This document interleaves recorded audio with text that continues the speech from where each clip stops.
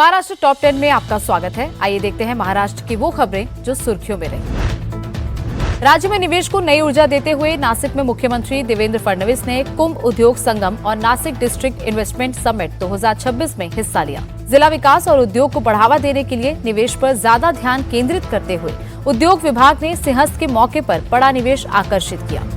आज मला अतिशय आनंद आहे की 300हून अधिक सामंजस्य करार जिल्हा स्तरावर झाले। जवळपास 13,190 कोटी रुपयाची गुंतवणूक याच्यामध्ये अपेक्षित आहेत। 32,000 नवीन रोजगार या ठिकाणी तयार होत आहेत। महाराष्ट्र के मुख्यमंत्री देवेंद्र फडणवीस ने पुणे, नासिक, छत्रपति संभाजीनगर और नागपुर में बुनियादी ढांचे को मजबूत करने और शहरी विकास की बड़ी योजनाओं को मंजूरी दे दी। देवेंद्र फडणवीस की अध्यक्षता में हुई समीक्षा बैठक में दोनों उप मुख्यमंत्री एकनाथ शिंदे और सुनेत्रा पवार भी मौजूद रही। सीएम ने पीएमआरडीए के लिए 4,628 करोड़ रुपए का बजट जारी किया और अगले 6 महीनों में स्ट्रक्चरल डेवलपमेंट प्लान तैयार करने के निर्देश दिए। योजना के तहत रिंग रोड, मेट्रो और कनेक्टिविटी जैसे प्रोजेक्ट्स को प्राथमिकता दी जाएगी। समीक्षा बैठक में कुछ और बड़े फैसले हुए। सीएम देवेंद्र फडणवीस ने नासिक के लिए 236 करोड़ रुपए के बजट को मंजूरी दी, तो वहीं नागपुर में outer ring road, integrated transport hubs और international business and economic centre को मंजूरी मिली है। मुख्यमंत्री ने छत्रपति संभाजीनगर में भूमि अधिग्रहण तेज करने और योजनाओं को सरल बनाने के निर्देश दिए हैं। सरकार का कहना है कि इन फैसलों से बुनियादी ढांचा मजबूत होगा और नागरिकों को बेहतर सुविधाएं मिलेंगी।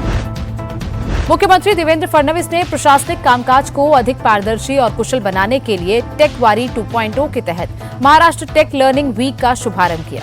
इसके तहत राज्य के करीब 10 लाख सरकारी कर्मचारियों को AI, IoT, blockchain, cyber security और डिजिटल गवर्नेंस की ट्रेनिंग दी जा रही है। मौके पर मौजूद उप मुख्यमंत्री सुनेत्रा पवार ने कहा कि टेकवारी 2.0 सरकारी कर्मचारियों के लिए सिर्फ एक ट्रेनिंग नहीं है, बल्कि लगातार सीखने, खुद का विकास करने और एक आधुनिक नजरिया अपनाने का महत्वपूर्ण अवसर है।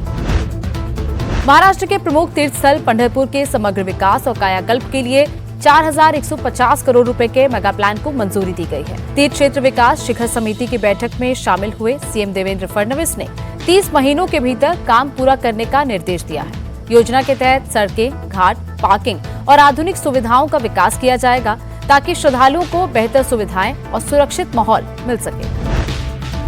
महाराष्ट्र में महिला उद्यमिता और आत्मनिर्भरता का उत्सव मनाया जा रहा है। मुख्यमंत्री देवेंद्र फडणवीस ने महालक्ष्मी सरस प्रदर्शनी का उद्घाटन किया और उम्मीद के तहत आयोजित स्टॉल्स का निरीक्षण भी किया। राज्य भर से आए महिला स्वयं सहायता समूहों ने हस्तशिल्प, हैंडलूम, फूड और ऑर्गेनिक उत्पादों को शोकेस किया। इस पहल के जरिए महिलाओं को बाजार, पहचान और आत्मनिर्भरता तीनों को मजबूत करने का मौका मिल रहा है।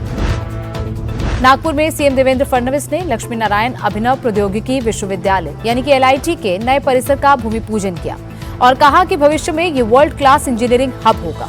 उन्होंने कहा कि ये परिसर देश और दुनिया के लिए कुशल इंजीनियर तैयार करेगा और राज्य में तकनीकी शिक्षा एवं रिसर्च इंफ्रास्ट्रक्चर को नई ऊंचाई देगा।